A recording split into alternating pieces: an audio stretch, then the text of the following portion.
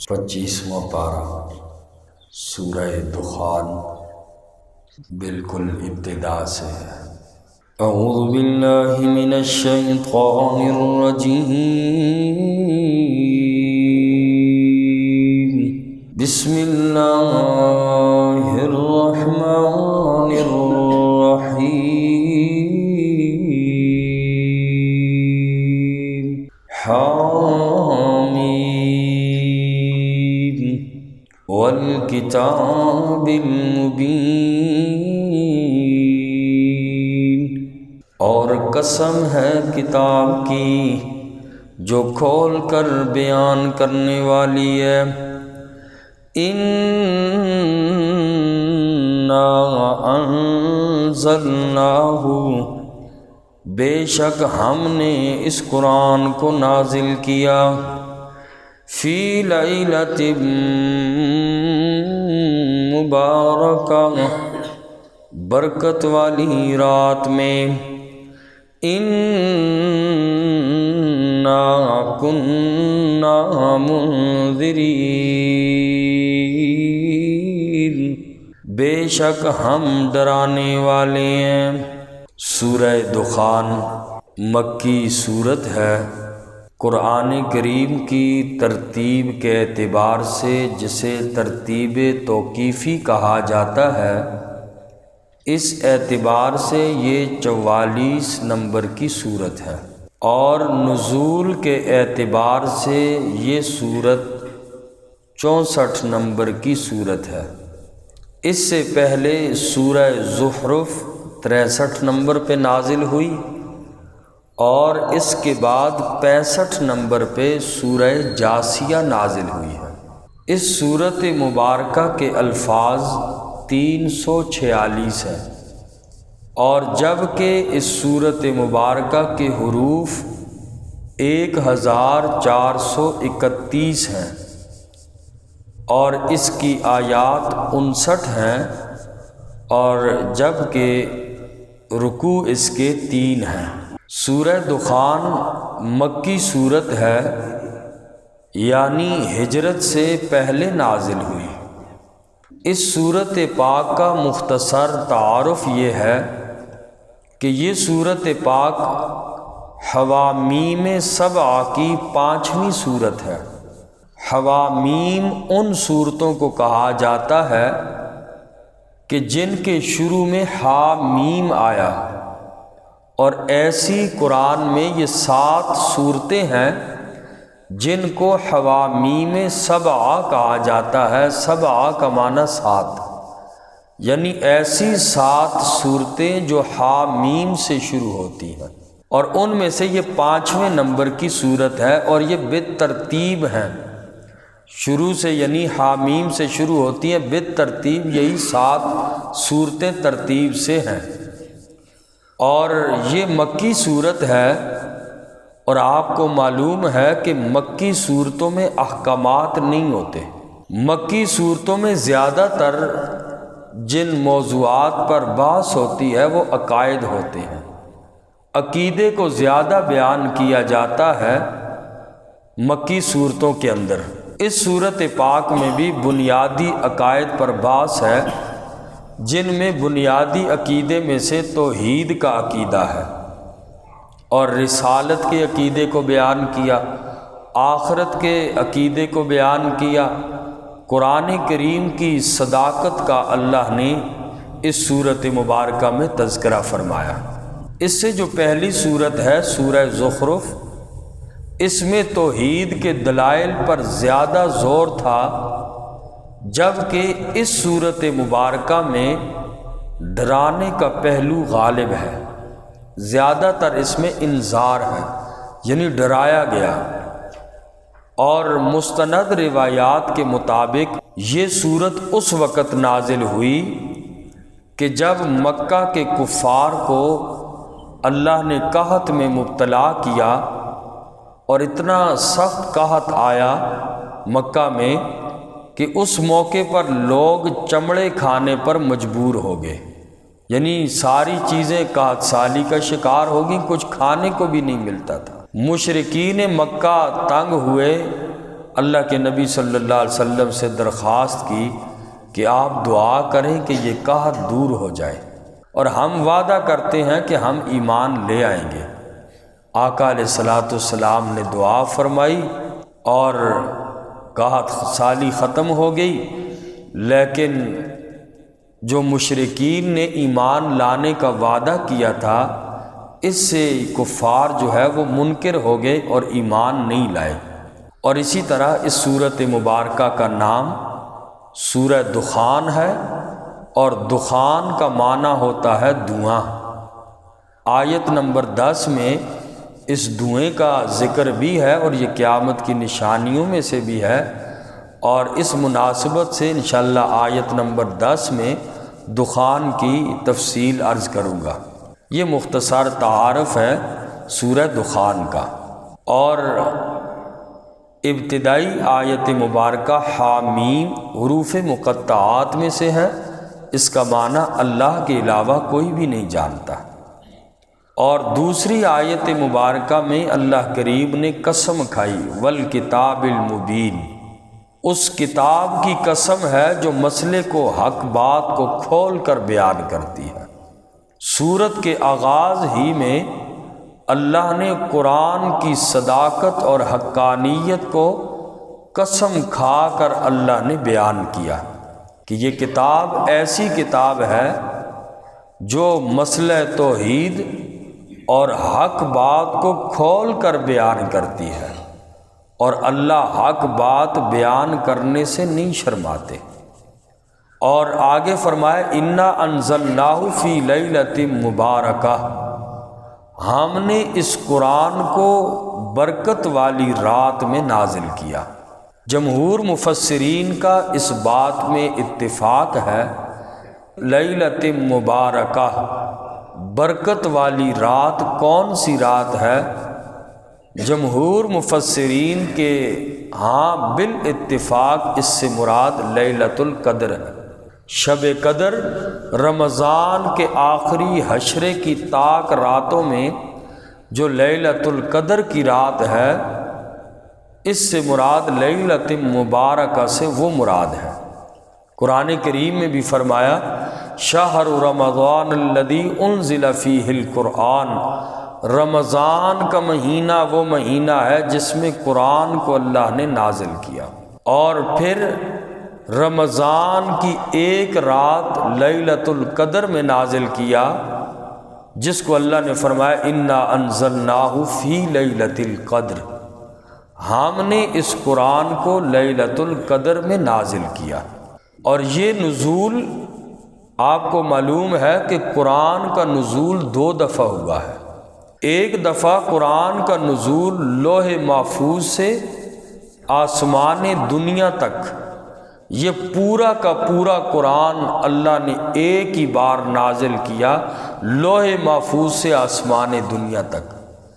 پھر وہاں سے حضرت جبرائیل علیہ السلام 23 سال کے عرصے میں وہاں سے قرآن نبی پاک صلی اللہ علیہ وسلم کے قلب اطہر پہ نازل کیا۔ تو یہاں پر انزال کا معنی یہ ہے کہ ایک ہی بار قرآن کو نازل کیا، یک بارگی کے ساتھ قرآن کو اللہ نے نازل کیا۔ تو لیلۃ مبارکہ سے مراد لیلۃ القدر کی رات ہے، شب قدر جس کو کہتے ہیں لیلۃ القدر۔ اسی رات میں اللہ نے قرآن کریم کو لوح محفوظ سے بیت العزت بھی کہا جاتا ہے، بیت العظمت بھی کہا جاتا ہے، آسمان دنیا بھی کہا جاتا ہے جو کہ 7ویں آسمان پر ہے۔ لوح محفوظ سے قرآن پہلی دفعہ وہیں سارا کا سارا نازل ہوا، اور پھر وہاں سے 23 سال کے عرصے میں تھوڑا تھوڑا کر کے نازل ہوا۔ تو جہاں بھی انزل، یہاں پہ جیسے آیا انزلناہ، جو صیغہ انزل ینزل انزالاً سے آئے گا اس کا معنی ہوتا ہے ایک ہی بار نازل کرنا۔ اور نبی پاک صلی اللہ علیہ وسلم پہ نزول کی باری جہاں بھی قرآن نے ذکر کیا تو انزل کے صیغے سے نہیں ہے، وہ تشدید والا صیغہ آئے گا۔ نزل ینزل تنزیلا فہو منزل سے آئے گا، اس کا معنی ہوتا ہے تھوڑا تھوڑا کر کے اتارنا۔ یہ انزال نزل ینزل تشدید کے ساتھ جہاں بھی آئے تو اس کا معنی ہوتا ہے تھوڑا تھوڑا کر کے اتارنا۔ وہاں ذکر ہوگا نبی پاک صلی اللہ علیہ وسلم پہ اتارنے کا تذکرہ ہوگا جہاں صیغے کے اوپر شد آئے گی، اور شد کے بغیر آئے تو اس کا معنی ہوتا ہے ایک ہی دفعہ اتارنا۔ تو انزل ینزل انزالا فهو منزل اور نزل ینزل تنزیلا فهو منزل، یہ قرآن 2 دفعہ نازل ہوا مختلف صیغوں کے ساتھ، اس کا بھی ذکر فرمایا۔ فرمایا والکتاب المبین، قسم ہے اس کتاب کی جو کھول کر بیان کرنے والی ہے، یعنی حق بات کو۔ انا انزلناہ فی لیلۃ مبارکہ، بے شک ہم نے اس قرآن کو نازل کیا برکت والی رات میں۔ انا کننا منذرین، بے شک ہم ڈرانے والے ہیں نافرمانوں کو دنیا اور آخرت کے عذاب سے۔ اللہ فرماتے ہیں ہم ڈرانے والے ہیں۔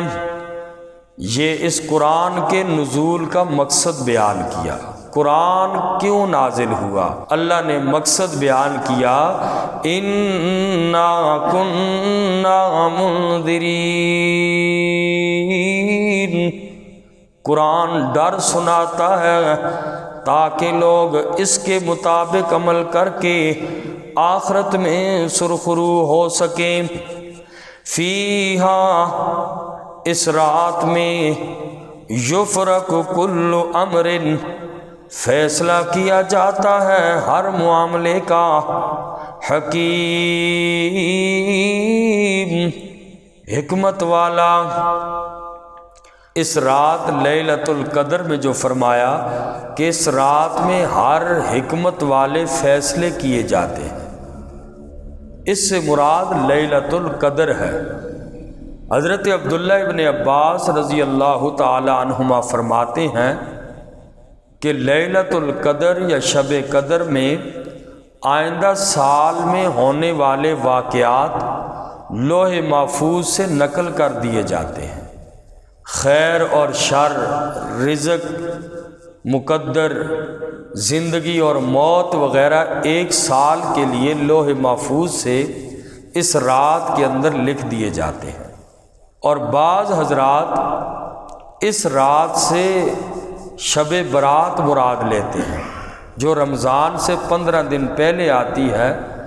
بعض مفسرین نے یہ فرمایا کہ فیہا یفرق کل امر حکیم، اس رات کے اندر جو حکمت والے فیصلے ہوتے ہیں، اکثر مفسرین اور عبداللہ ابن عباس رضی اللہ تعالی عنہ کا قول یہی ہے کہ یہ لیلۃ القدر کی رات میں ہوتے ہیں، جبکہ بعض مفسرین نے یہ فرمایا کہ رمضان سے 15 دن پہلے جو نصف شعبان، 15ویں شعبان کی رات ہوتی ہے، اس میں یہ سارے فیصلے ہوتے ہیں۔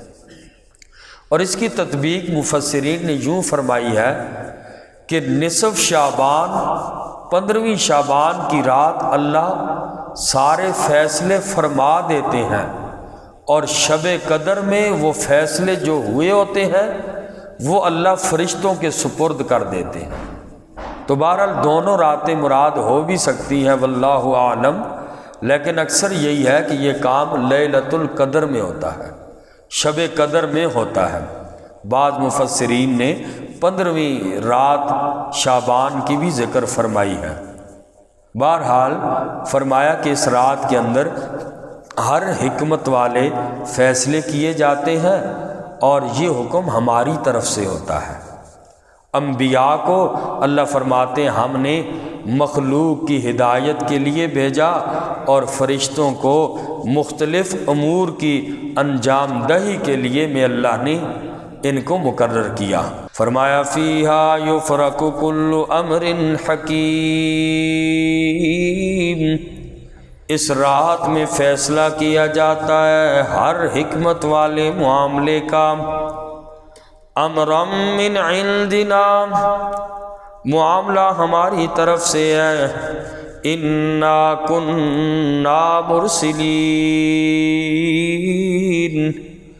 بے شک ہم بھیجنے والے ہیں انبیاء کو، یعنی میں اللہ نے اپنی طرف سے نبیوں کو بھیجا، رحمتم من ربک، رحمت ہے آپ کے رب کی طرف سے، انہو هو السمیع العلیم، بے شک وہ اللہ کریم سننے والے ہیں، خوب جاننے والے ہیں۔ رب السماوات والارض، رب ہے آسمانوں اور زمینوں کا، وما بینہما، اور جو کچھ ان کے درمیان میں ہے، ان کنتم موقنین، اگر تم یقین کرنے والے ہو، لا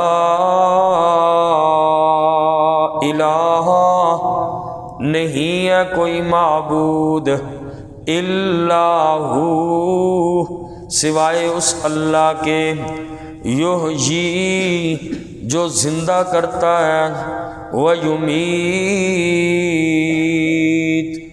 اور موت دیتا ہے۔